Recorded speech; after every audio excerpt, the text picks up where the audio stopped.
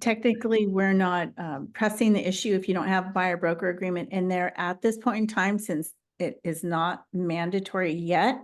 But if you have it, great. If you're representing a buyer, throw it in there. If after August 17th, or probably on August 17th, if you have a file and you're representing the buyer and you don't have a buyer broker agreement, we're going to ask you for it. You're going to have to provide it to get paid. If it was in MLS prior to the 17th, and you look now and the pending status doesn't show the commission on there anymore, you still need to fill out that demand to pay document. It's not demand to pay, it's a direct pay from seller to buyer's agent. And that clarifies, it's kind of like an addendum. Hey, seller, X% is coming to, you agreed to pay the buyer's agent direct, and you send it to their agent, they will sign it. Typically, I don't know what the situation will be if a seller decides they won't sign it. I think since everybody got that alert last week from NAR or CAR, saying if you have a listing, you have to amend your listing right away. If you didn't have a listing, you probably didn't get that alert, but statewide, there was an alert that went out. If you have a listing, you have to amend your listing like ASAP. And that was alerting the sellers that there is a new change and they have to sign these other documents. So had you had a listing, had that alert pop up, you would have had the amendment. Your sellers would know that the MLS comp and commission is going away as of 8/13 for our local MLS. And once it's gone, they're still in agreement to paying the agent some sort of fee. So just know that there's that checklist. It's easier. I know EXP has a ton of resources and checklists, and they're pretty and fancy and link here and link there. And it is actually a little bit overwhelming for a lot of people. So I just came up with that simple as mud type of checklist. And I hope that you will find it handy, and save it to your phone if you need to, save it to your laptop if you need to. You should be able to. I think I gave everybody access to be able to do that. So yeah, I highly recommend that. Okay, so with that, first, what do you guys want to talk about? Anything hot and like on your mind, and you got it? Christina, Yeah, I have go. I have an offer right now. Okay. Armida and I, we have an offer, and their seller is waiting for just, I guess, reasons of they want to wait to get a better offer. But in case they don't, well, let me ask you first before you finish your question. How many days did you give them to respond? 3 days, typical standard, 24 hours? yes, 3 Typical. days, but we want to leave it open. So do I need to fill out another form to keep the offer open? Because we did talk and we agreed verbally, but I want to make sure it's in writing because That's a great. yeah, Yes, I don't want to be okay. yeah, And you what would form would do, that be? you could do an extension of time. So it's a CARETA form. Extension of time amendment, addendum, one of those words. Okay. Mhm. Okay, I can figure that out. And then just Cool. reference, RPA buyers, whatever their last name is. Mhm. I wouldn't leave it open-ended till the end of time. I would put some timeline, some date on there. And if that date Yeah. comes and goes, I would, if you still want to leave it open, just keep creating an extension, every 3 days, every, 5 days or whatever. But yeah, I really wouldn't hold off too. Right. Yeah. Yeah, so I wanted to ask that. Yeah. And then lastly, she did preemptively sign the listing version of the buyer broker agreement to compensate the buyer's agent. Okay. Because right now, I mean, they already have the listing that's, they're doing 2.5% to the buyer's agent, Okay. and they're going to keep it that way. So they already filled out their form. we still need to fill out our version of it, the buyer's agent version, correct? You're representing the buyer? So Correct, if yes. you're representing a buyer, you need a buyer broker agreement for you and your client. That's between you and your client. They would have some other type of document for whoever else that they agreed to. That's not a floating document. It's not an assumable document that goes to any other buyer that comes on board. Every contract that gets accepted or denied has different terms. So it's going to be a different situation for every buyer. So I would make sure you guys have your own buyer agreement. I would make sure that you guys have that form. I think I put my form away. I would make sure that, I've seen it. I know the form that you're talking about, the okay, one the where direct, it stipulates it's what? post or on or post August 17th that the listing and sellers agree to pay buyer's compensation. Yes. Yeah, okay, perfect. Yeah. Thank you. Mhm. Hey, Christina, Yeah. one more question about that extension of time form. Mhm. Can that be used to extend the contingency period and the escrow period? Yes. Yes, okay. And also during your contingencies too, if you need to extend your contingencies, it's the same form. Mhm. Can you repeat that? I missed that. Sorry. If you have contingencies too, it's use the same form. Like if you need to extend your contingency, maybe it's taking a long time for the loan, or you never know, one of your contingencies. Okay, so there's a contingency extension form specifically? It's that same form that we're talking Oh, it's about. the same form. Yeah, Yeah, okay, yeah. good. Hey, we also have Ruben coming in. Hey, Ruben, welcome. We're Hey just guys, how's it going? Thank you. good. We're just going around, kind of around the table here. Anybody who has any burning questions, go ahead and just ask. Congrats, you're in contract. Thank you. Mhm. Thank you. We got a new contract. Hopefully this one goes through. It I will. like the will. yeah. It will. It will. I mean the sellers are excited. They're Good. also ex-Stanford. They work for Stanford, and you know Keon works for Stanford, Mhm. and so they were really happy when we sent them the offer. Good. That's great. Yes, it's really great. And now, you know, the lenders, they're shorting the time to 14 days instead of 21 since they were already underwritten before. So that's Okay. awesome too. Good, good. Do you have any burning questions on your transaction? Not on this transaction, but Period. tomorrow, Any questions? tomorrow I'm gonna go to a listing appointment. Okay. And Fantastic.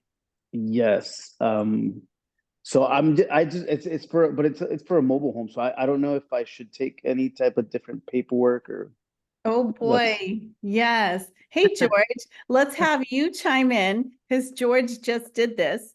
oh nice. He just took a mobile home listing transaction. Okay, George, you're up. Share, what did you do? Yes, so I think I had pretty much my listing presentation for a regular, single family, and I kind of tweaked my presentation deck a little bit. So I added a lot, deleted some of the nuances that's more like for single families, Mhm. and just made sure to ask questions regarding like the process at the park and things specific to the mobile home in general, like if they had decal numbers, stuff like that.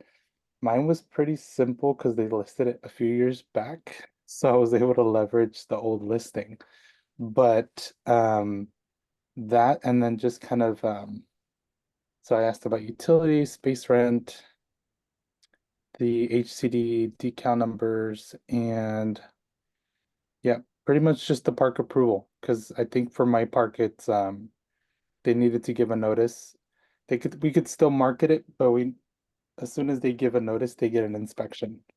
So just the timing of that to make sure it all went well. So Mark, do you recommend I ask those questions to the seller or straight to the HOA? You're gonna do both. You're gonna ask the homeowner for all of that information, because they may just be super organized and have it all, which Yeah, that's why I'm asking, because Yeah. I don't think they're gonna be very organized. okay, well, if They're, not, it's okay. You, and they might have some information, or if they don't, you'll know. And then if they don't, you're definitely gonna reach out to the park manager. And I wanted to defer to Michelle. I'm pointing this way because you're this way on my screen. Michelle also has had a handful of mobile home listings. So One. one, Was oh, my first one. oh, And it's your then- first listing, but you've had mobile home transactions. No, this is my No? first Oh period. my God, I don't know why. I thought you had, okay. I No, take- residential, yeah, new Okay. construction a ton. But Okay. yeah, so make sure, obviously there's the right forms, the mobile home RLA, and then there's a mobile home, I believe the TDS, make sure you choose those. And I learned as I went, like, oh, I should have with that, but you know, those are the ones you want to have prepared for you, of course, up front, because that's for that. And if it's a senior community, yes, you know, you got to make sure 55 and older. Do they allow a second person to be 45? You know, pets, of course, is the number one thing, because we all know elderly people love their pets, and that's fine. But some want to know how many they could bring. Other than that, yeah, definitely the decals. You need all that. Have them give you a copy so that you can give it to title, and then title will arrange with them to either have it FedExed over to them, or at the time of closing, I need to get, you know, them connected to get those papers, because that's for title. But other than that, if your mobile home's not going to go on right away, make sure you order your NHD right before it's going to go on, because mobile homes can take a long time, especially senior community developments. It can close, you can get an offer in 10 days, or you can get an offer in 175 days. Mhm. So be prepared Longer. for that. They can be long listings, long. And the thing about mobile homes is you can charge a higher percentage for Yeah. your value, since everything's negotiable. What we are familiar with and used to with single family residences, for some reason, I don't really understand why. Ever since I've been in real estate, I remember having mobile home listings, and I would charge 10 or 13% on those. Mhm. So it just kind of depends. See what else is kind of normal out there. But nowadays, since all these changes, what are you worth? What is your value? And as long as you can present that effectively with the homeowners, the sellers, and they agree to it, great. And then you can work from there. And then, of course, you want to have the conversation with them if, about expecting that when a buyer does come in and a buyer's agent is representing a buyer, what that might look like as far as concessions or compensation of any sort. So you definitely want to have that conversation, so they're not thrown for a loop thinking that whatever big double digit you're charging is just for you. And wait, in addition, I have to pay for somebody else. You want to have that conversation when you meet with them. Yeah, especially I went to show property the other day in Morgan Hill in a mobile home community, and the people are seeing the news, Mhm. and they're coming at you with these questions. And it's funny because the lady was like this. She goes like, "Well, me and my friends, we were saying, I can't believe people charge 6% for listing it." And I had to, once I broke it down to her, like as an example, that all, then they understood it better, because the news just throws it out there. Can you share how you did that as an example? Yeah, I said, look, I said, as an example, if we were to take a 6% listing, yes, that's high, but you got to think about this. The broker gets, the seller broker gets 3.5, let's just say, and we can offer 2.5. Of that 3.5 for me, they take what their fee is, and I get part of that. And then we Before, when we Before. shared, Right, but I gave her an example, not because they thought we got the whole 6%. I said, no, we pay out, before August 17th, and I made sure I said that, we can offer 2.5 to entice buyers to come. Mhm. And she's like, "Oh, I thought you just got the whole thing." I said, Well, "No." And now Back then. now agents might just do exactly that and charge a higher number. It just Yeah. really depends on the situation, the type of property, how much work's involved. When you realize there's actually a lot of work involved with the mobile homes, manufactured homes, people don't really realize. And then you need to get a property history report. Some parks, if they're on land, there's only 2, 3 in Santa Cruz County where the mobile home in a park is actually on land that the owner owns versus regular parks. All the other parks in Santa Cruz County, you're on leased land. So when you're in a park where you own the dirt underneath the mobile home or manufactured home, those prices are a lot higher. Those are 400, 500, 600, 700 even on some of those. So that's when you know, when you have a significantly high priced mobile home, it's probably got super low rent and you own the dirt underneath you. When you have really dirt cheap priced mobile homes, they're either super old, definitely on lease land, probably no rent control, or it's so old that it needs to be replaced and will just be a cash offer. So there's a lot of factors that go into mobile and manufactured home loans and what's the difference between them, whether they have wheels or not, whether they have that tow hitch. And they all have a decal. That little decal is something that's like, I don't know, maybe 4 inches long, about 2 inches high, and it's usually on the rear end of the manufactured mobile home. And it tells you information, you know. That's what I was gonna ask you. What's the decal? Because Yeah. I don't know what that is. It's kind So of like, so it's you like a know, little plate. it's like a little plate. It is, yeah. Okay. And sometimes they're really old and they're hard to read. Do your best to get that information. Once you have a signed listing agreement, you're gonna hopefully open up escrow and you're gonna ask the escrow people for a title search for the property. And because mobile homes, if they have the wheels on them, they're considered like an automobile. So you will have a title search and they will have information about the length, if it's a single wide, a double wide, you know, however many feet it is, however many feet wide it is, and all sorts of details on it, like you would a vehicle registration, sort of.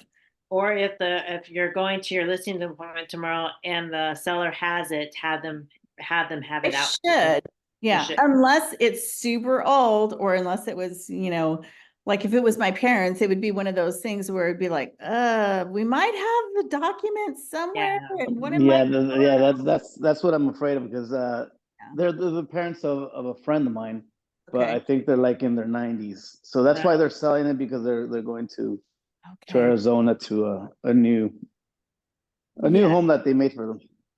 do your So I best. don't And then, yeah. yeah, if you can get the listing agreement signed though, the title company should be a lot of help with Yeah.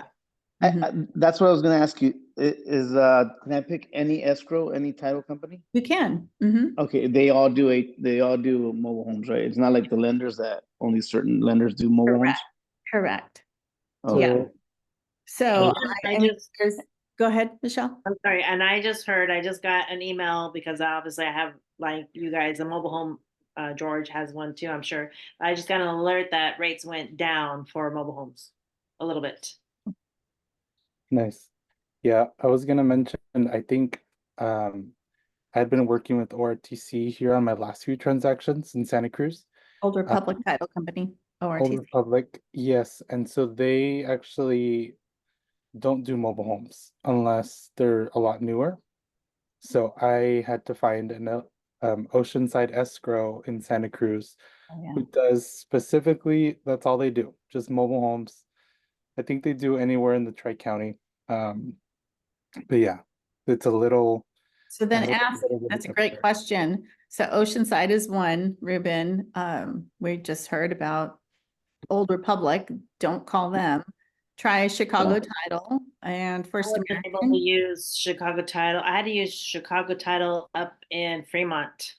Okay. I asked someone to refer me to one, but maybe I didn't check with Angie, but the one I use, I don't think they could, but I don't know. I had to use somebody else. I don't know why. Just ask Uh, questions. I have a question. I have another question, Christina. So in mobile homes, you know how you said that you can charge, you should charge higher commissions. What's like the bogey? What's like the number that people usually charge? Or can I also charge like a flat fee? You can, yeah. You can charge a flat fee. And it just always depends on the park, the age, your situation, you know, how easy is it going to be to gather details? Probably not too easy. It's an older mobile home. That's much as I had. Yeah, I just actually, that's why I was late to the meeting, because I just hung up with my buddy. Sure. Okay. Well, you know, you cannot even look anymore on MLS to find history of it. 'Cause it's Exactly. gone. So I'm screwed. And this is recorded and it's going to be on my YouTube channel. So I really don't want to say, but It's gonna be like that one lady on the fast forward movement. She's off. Well, I charged 7 chicken wings. And everybody was commenting, you know, putting comments like, "Oh man, you're making us I hungry can with all your chicken say, wings." yeah, Everything's you know, negotiable. I can say it was always usually more than what you probably saw for single family houses. Yeah, for sure. Yeah, that's what I was thinking. Yeah, Okay. maybe double. Alright. It was probably maybe double that. Wow. Okay, Mhm. that makes it worth it. Yeah. Cool. Yeah, it's a lot of time and marketing too. So think about all that. Yeah. They're not quick. Well, wish me luck. Oh, definitely. Good luck. I'm sure you'll get it. That'll be great for you. Mine's It still would available be. in Modesto. We've been on the market for 100 days now, so. Oh my gosh. Do Okay. you live out in Modesto? No, I live in Los Baños. Oh, it's not that far. No. All right. So a couple of other things. So I wanted to talk about MLS. So you guys are going to be getting into getting your own listings and putting things in MLS. So I did just want to kind of went around the MLS a little bit. George, you and I went over that a couple weeks ago, I thought, didn't we? Was it listings that we started to go over? Yes, we started looking at all the fields and how to kind of start a listing, and it gives you like an error message if you don't put something in or something. Yeah. And after, I think we saw that before you did your listing, is that right? Okay, so at least you had some clue and some idea of it, right? Okay, so there's that for everybody. It's definitely recorded. You can take a look at that. And then if you wanted to, we could go over some of the documents if you guys have questions about them. You can use CAR documents for listing, or you can use the EXP documents. Michelle will tell you with her other listing that she had the option of CAR or EXP. And she chose CAR documents. Why? Because she thought it would come across better. Correct me if I'm wrong, because on the other side, she was going to be working with an attorney because there's a trust situation, correct? Yes, and I wanted to make sure I was very clear on everything. I didn't want to leave anything out, even though I love the short version. But me personally, I think the short version is great for someone who's done, maybe who's sold a lot of homes and they don't want to see all the verbiage. But if you have someone who's never listed or, you know, their home, this might be better for them because it obviously has the definitions of everything, right? Even though I love the new version of the car form because it's like the RPA, it's the meat and potatoes are in front, and then you know it's a lot easier to go over if you know all the parts of the RLA, the new one, the new version. Right. So I have a different viewpoint because I'm now looking from the compliance stance from EXP. EXP's documents are vetted through our regulatory department, and they are nothing but attorneys. And so EXP also being very famous now for having created these forms as an industry standard, offering them up to any brokerage out there is huge. And they're getting props from the Consumer Federation for I forget the rest of the words of the Consumer Federation for whatever, but whatever product is out there, this federation looks and double checks and Are you talking about the state or federal? Nationally. It might be, well, national, federal, I guess. Yeah, it's federal because the Consumer Federation person that started this whole thing was over on the East Coast. So yeah, did you read those articles? No, I'm just familiar with the agency's Department of Consumer Affairs. For federal, yes. Federal, yeah. Yeah, And in yeah. California, it's the DFPI. Okay, no, the federal has been applauding EXP for the documents that they created. So they are definitely worthy of sending them to attorneys and whatnot if you need to, because it's a listing agreement. It's actually a lot easier for them.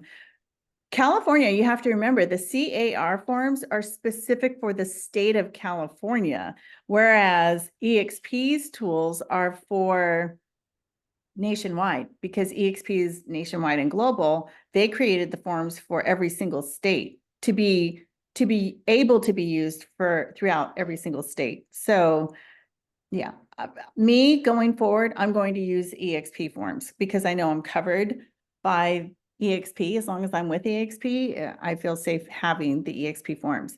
Now you can use either one and EXP will accept either one. But the CAR form is still a little bit confusing. And I don't know how many times we were talking about this, Michelle and I, for some, like, so you mean this, it means that. And so there was that. Now, when you're working with a trust, and I'll talk about trusts or entities, an LLC, any kind of entity that you're dealing with, the listing agreement for CAR has it. And what Michelle is talking about, the good thing about CAR documents is that they're super extensive in pages and they're super extensive with coverage of what they cover in there. Meaning, if it's a trust, it'll say, entity, LLC, S Corp, et cetera, power of attorney, and you can mark a box on your listing agreement. And, or if there's a solar or anything, there's a box and it says that that's part of the listing agreement. Or if there's anything bolted to the walls or security cameras or anything like that, it's very detailed in the CAR listing agreement, which is great. But like she said, if you're new and you're using one or the other, you might miss something that's important for you to have negotiated or talked with the seller about. For example, the solar is not on the EXP version. They have a box or a section where it's like other, and you can write it in. If you know that the house has solar panels, you definitely are going to write it in on the EXP form. It's a shorter form, but unless you're aware of some of the things that you should be putting on there, then it might be a little bit more challenging. And at the beginning, you might look at both of them side by side and see which one you want to use. Maybe you want to use the EXP version because it's honestly easier to communicate with your seller and really easy to read, that you can read it, understand it, and then regurgitate what it says, convey it back to the seller. This is what this page means. This is what this section means. This is what this means. Whereas on the RPA, it's a lot to take in. But if you're looking at them side by side and you see, okay, CAR has all these things to cover, let me just make a mental note or highlight, better yet, highlight it, because Michelle's a huge fan of highlighting, so am I. Print it out, highlight the CAR one of all the things that are missing from the EXP version. Take it with you, and then, maybe take both with you and decide which one you want to use. But just know that if you have security cameras or a bunch of TVs that are attached to the walls, maybe the TVs don't stay, but the brackets do. Anything that's attached to the wall or bolted down stays with the property. And if a seller, go ahead. I guess you can basically, just like when we talk to people, their personalities, basically after that, does this person need a lot of If they need a lot of detail, yeah, if you're Or talking to an a engineer, yeah, short you might want to use CAR forms. That's a good point. Very good point. It's going to depend who you're dealing with for sure. And then, but also besides that, you need to be able to understand what you're reading so you can send it to them, because no matter what, our job as an agent is to be able to communicate with the seller or the buyer what they're signing. We can't just say, here, read this. Here, I'm sending you a document to DocuSign. Make sure you read it. That's not doing our due diligence. We have the responsibility to know what we're sending them. You better be looking at the documents that you're sending to them. So when they have questions or they missed something that you wanted them to take note about, you want to be able to highlight it or point it out to them in an And- email. Hey, make sure you look at page 6 on the SBSA. I know you had mentioned school zones or noisy neighbors or farms. I want you to be aware that the house that we're looking at does have a farm 2 blocks back. So make sure you go check it out. Something like that. You want to be aware of what documents you're sending. Don't just blindly send them out. It's too easy to do that. And I love DocuSign for the ease of use and being able to just zip it over to somebody from Southern California to here. But I really do miss the days of having to meet the people in person and going over all these documents. Tedious, but you learn the documents. Even if you just did it once to a family member, go over the documents once with a family member. And trust me, it'll be tedious and it'll be like, oh my God, this is so much work. If anything, this will help you guys with asking for that percentage when you're at that listing agreement. I am worth 6%, probably more than that, but I am going to get a 6% listing. I am not going to take less than 6%. And here's why. Here's all the things that I do. Here's all the things that NAR says I do, but let me tell you what's not at NAR. I read all these documents. I can tell you what each one of these are for and why it's important for you to sign this. Why is it important for you the seller has all the home inspections and roof inspections, and that's great because it says when we're the listing agents, that tells everybody else, here's the house we have, here's all the good, bad, and ugly about it. Take it as is. Give me your best offer. Great. But when you're representing the buyer on a property like that, you're thinking, great, we have everything. Let's go in, give them our best shot. Or are you doing your buyer a disservice? Because really, we don't know who, 123 home inspection is, when I know I've used, Apex home inspections for many years, and I trust his work when he goes into home or property and inspects a property. I know he's nitty gritty and detailed. And and once you start working in real estate, some of the vendors that are good, some that are bad, there used to be a termite company that hardly put anything on there. And a lot of agents liked that because why? It would fly through the radar for the lenders and they would pass it. If it was the Apex guy doing home inspections, he's going to put a lot of things on there. Let's not use him for this property. That's what a lot of agents would do. But when you're representing a buyer, you want that for your buyer. You want somebody who's going to be on your side for your buyer. So that way your buyer can really, truly do the best negotiating that they can, whether it's a request for repair or if it's too much. If it's a brand new first-time home buyer, you don't want them getting into something that's going to be so much work, especially if they're not a handy person. You want them to have something that's maybe a little bit more turnkey. Unless they say, we want a total complete, we're going to try doing flips and do it on our, whatever they tell you, just make sure you ask them. When they say, I want a fixer, have them describe it to you. What does fixer mean to you? Because fixer to me could mean something completely different. So I need to know from you, what does that mean? Oh, just some light painting. Oh, okay. So you're not talking renovation or remodel. Oh no, we don't know how to do any of that. Very important questions to ask. Yeah. And don't, and really understand the unrepresented Buyer. buyer section. I can't stress that enough because the people that watch the news, the ones that think they're going to know it and that they don't have to pay anybody, those are the people that are going to come through. And who's going to pay? How are you going to get paid? How are you going to explain that to your seller? It's in there. It's in the contract. I've come across some agents that have said already that they're not even charging their buyers anything, that they definitely will get it from the seller. Okay. I hope they do, but they're, they have to be prepared not to get a penny from the buyer if the seller says no. And it's, you know what, it's gonna happen. It's just gonna take one situation where that happens, then they'll know to ask the next buyer, oh, hey, I need you to pay me. So, yeah. Questions about any of that?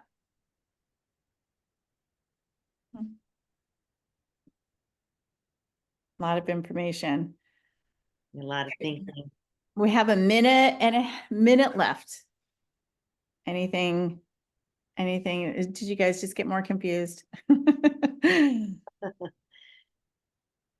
I think it's just gonna be just doing it and going through the motions. That's the only way you're gonna get better at it.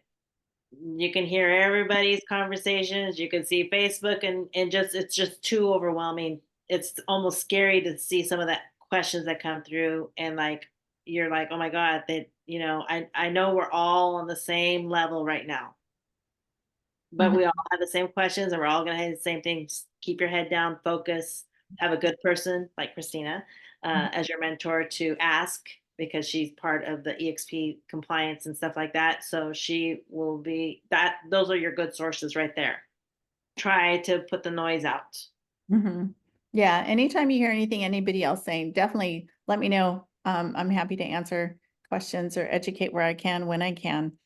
And anytime EXP has anything to watch or listen to, make a point to watch or listen to it. Usually register, and if you can't watch it, they'll send you the recording. Try and put that recording on, even if you're, doing